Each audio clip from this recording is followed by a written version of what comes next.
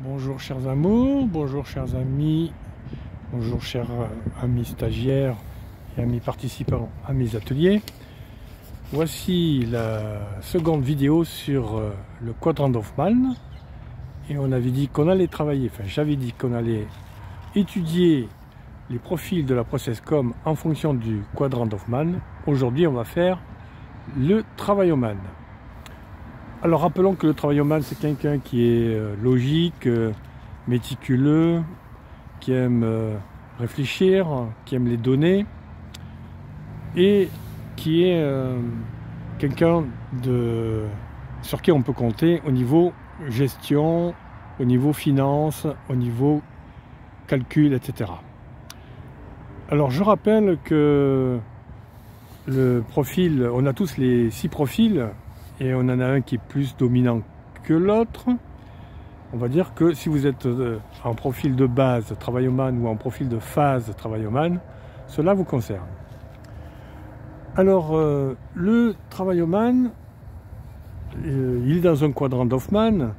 Donc je rappelle le quadrant d'Hoffmann qui est 4 parties. Vous avez la qualité, qui est une des qualités que vous avez donc en tant que travailloman. Cette qualité peut tomber dans un piège, donc qui est le côté plutôt négatif de la qualité. Et pour cela, il faut trouver la contre-piège, c'est-à-dire le challenge. Mais le challenge lui-même a un piège qu'on appelle l'allergie. Alors, pour le travailloman, il a comme qualité, par exemple, le côté méticuleux. Donc je vous montre un exemple ici. Le travailloman a comme qualité le côté méticuleux. Mais son piège, c'est qu'il peut être pointilleux. Et ça, c'est pas bon d'être pointilleux, ça veut dire trop méticuleux. C'est plus une qualité, ça devient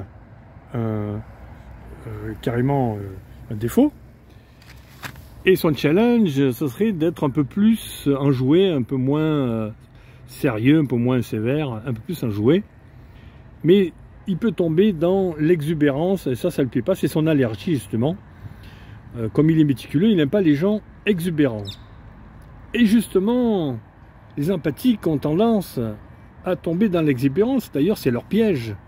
Le piège des empathiques, c'est d'être exubérant, alors que leur qualité, c'est d'être un peu plus enjoué, donc un peu plus raisonnable, un peu moins exubérant, d'autres enjoués. Et s'ils sont enjoués, eh bien, ils n'aiment pas le côté pointilleux, justement, qui est en fait le côté piège du travailloman. Donc, ce qu'ils n'aiment pas chez le travailloman, c'est le côté pointilleux. Et ce que n'aime pas le travailloman, c'est le côté exubérant de l'empathique. Donc, l'empathique doit aussi lui trouver un challenge qui est d'être plus méticuleux, plus mesuré.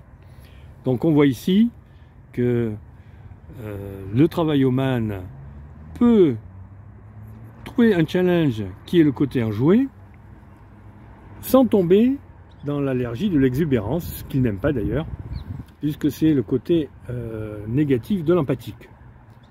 Et l'empathique lui-même peut trouver un côté mesuré, méticuleux, plutôt que de rester enjoué, de rester relationnel, parce que l'empathique c'est quelqu'un de relationnel.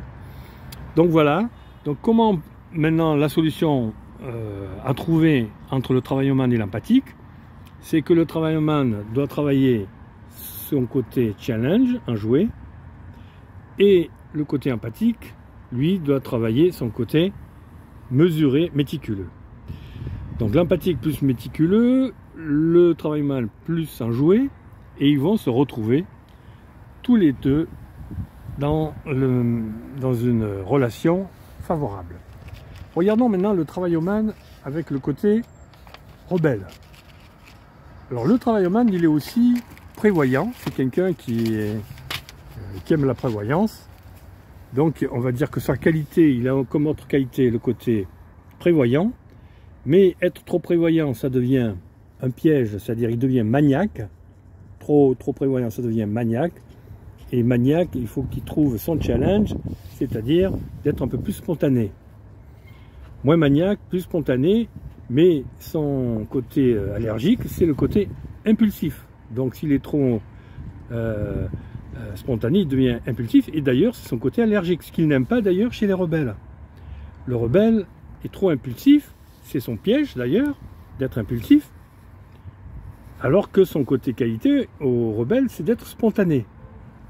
Alors, ce qu'il faudrait, c'est que, évidemment, que le rebelle, lui, travaille son côté challenge prévoyant, c'est-à-dire comme la qualité de travailleur d'être plus prévoyant, et ne pas tomber dans l'allergie du maniaque, c'est-à-dire ce qu'il n'aime pas d'ailleurs chez le travailleur, c'est le côté maniaque.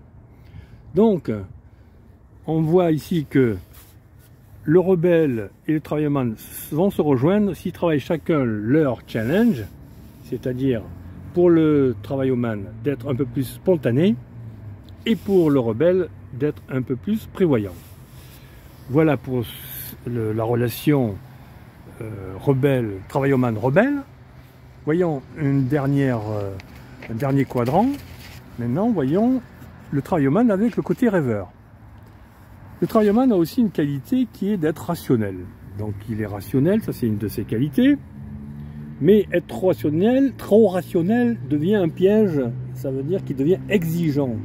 Trop exigeant, et ça c'est pas bon, ça devient un défaut. Alors son challenge, c'est d'être un peu plus imaginatif, moins rationnel, un peu plus libre, un peu plus lâcher prise. Et dans ce cas, il va travailler son côté imaginatif. Mais trop imaginatif, ça devient une allergie. Ce qu'il n'aime pas d'ailleurs, c'est être désengagé, d'être désordonné, désengagé, enfin plutôt pas désordonné, mais qui n'est plus là, quoi, qui est absent au travail, alors que lui c'est un travailleur. C'est d'ailleurs par rapport au rêveur son côté piège d'être désengagé, parce que lui son côté positif c'est d'être imaginatif, ça c'est sa qualité. Mais le rêveur peut travailler son challenge qui est d'être un peu plus rationnel, un peu plus présent, sans tomber dans le piège de l'exigence. Donc voilà, on voit que le travailleur peut travailler son challenge d'imaginatif pour rejoindre le rêveur, et le rêveur, lui, peut travailler son côté rationnel pour être plus près du travailleur. Donc ils peuvent se retrouver entre le côté imaginatif pour le travailleur et le côté rationnel pour le côté rêveur. Voilà pour ces trois exemples entre le travailleur l'empathique, le travailleur le rebelle et le travailleur et le rêveur. On verra dans d'autres vidéos le quadrant d'Hoffmann ou les quadrants d'Hoffmann avec l'empathique.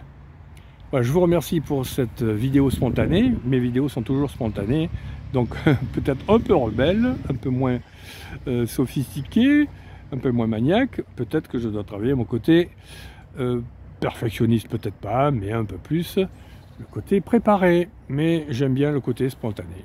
Voilà, je vous remercie. C'était Swan Le Truand. Je vous souhaite une bonne journée si c'est le jour pour vous, une bonne nuit si c'est la nuit pour vous, une bonne matinée si c'est le matin pour vous. C'était Swanny.